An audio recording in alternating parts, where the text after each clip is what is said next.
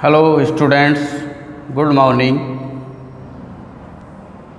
आज आप लोग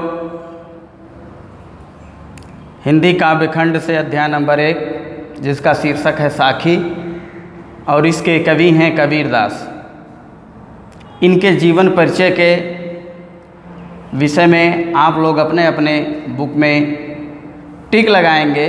यही आप लोगों का होमवर्क का कार्य होगा।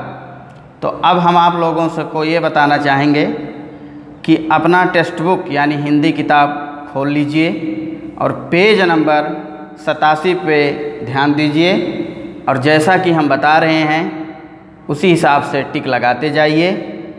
जो आपका अध्याय नंबर 1 साखी और इनके कवि हैं कबीरदास, इनके बारे में हम आपको बता रहे हैं। तो अब आप लोग देखेंगे इनके जीवन परिचय पे ठीक इस प्रकार से टिक लगाएंगे जो आपको अपने नोटबुक की कॉपी में लिखना है। जीवन परिचय डालने के बाद आपको ये सन भी डालना है 1398 से 1598 तक।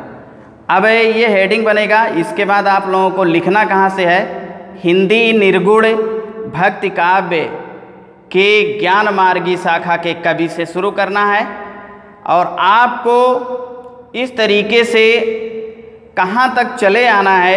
ये जो पहला पैराग्राफ है आपको एकदम पूरा लिख लेना है, इसमें कोई कटौती नहीं करना है। तो कोई कटौती ना होने के साथ पहला पैराग्राफ आपको पूरा लिख लेना है। इसके बाद आप पैराग्राफ नंबर 2 पे टिक लगाएंगे। पैराग्राफ नंबर 2 पे टिक लगाएंगे तो इसमें देखिए कहाँ तक लिखना है। इसमें आपको कटौती की गई है, मैं बता रहा हूँ। लिखना है आपको, हिंदू परिवार में जन्म और मुस्लिम परिवार में पालन पोषण होने के कारण इनमें बचपन से हिंदू और मुस्लिम दोनों धर्मों के संस्कार देखे गए। यहाँ तक आप लोगों को लिखना है। इसके बाद फिर इसी पैराग्राफ में आपको लिखना है इनका विवाह, ये नहीं लिखना है। इनका विवाह लोई नामक स्त्री के साथ हुआ, इनके 2 संतानें थीं जिनका नाम कमाल और कमाली था, ये नहीं लिखना है।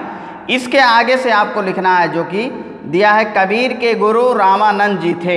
रामानंद जी से गुरु मंत्र राम नाम पाकर कबीरदास संत महात्मा बन गए। यहाँ तक लिखिए।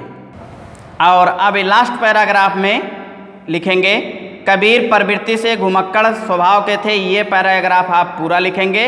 इसके बाद पेज पलटेंगे। तो आइए भाषा पे पेज पलटेंगे। 88 नंबर पे भाषा पे टिक लगाएंगे। इसमें आप लोगों को सिर्फ लिखना है, कबीर की भाषा एक संत की भाषा है। साधु संतों की संगत में रहने के कारण इनकी भाषा साहित्यिक नहीं हो सकी। इनकी भाषा में भोजपुरी, अवधी, राजस्थानी, पंजाबी, अरबी, फारसी, बुंदेलखंडी, बरखड़ी बोली आदि विभिन्न भाषाओं के शब्द का प्रचुर मात्रा में प्रयोग मिलता है। बस इतने लिखने के बाद आप आ जाएंगे शैली पर। अब शैली में आपको लिखना है, कबीर की शैली मुक्तक काव्य शैली है जिसमें उपदेशात्मक सर्वत्र दिखाई पड़ती है। बस यहीं तक लिखना है। और अब इसके बाद अब कृतियाँ पे देखेंगे। इसी पेज नंबर 28 पे कबीर की जो कृतियाँ हैं वो बीजक नामक ग्रंथ में संकलित हैं, जिनमें 3 भाग दिए गए हैं। अब इनका कृतियाँ नंबर 1 है साखी पे निशान लगा लेंगे, साखी। और नंबर 2 सबद पे निशान लगा लेंगे, नंबर 3 रामायणी पे। इस प्रकार से आपका ये कबीरदास जी का जीवन परिचय अध्याय नंबर 1 काव्य खंड से समाप्त होता है। इसको अपने नोटबुक की कॉपी पे बना लीजिए। अगले वीडियो में फिर मिलेंगे। धन्यवाद।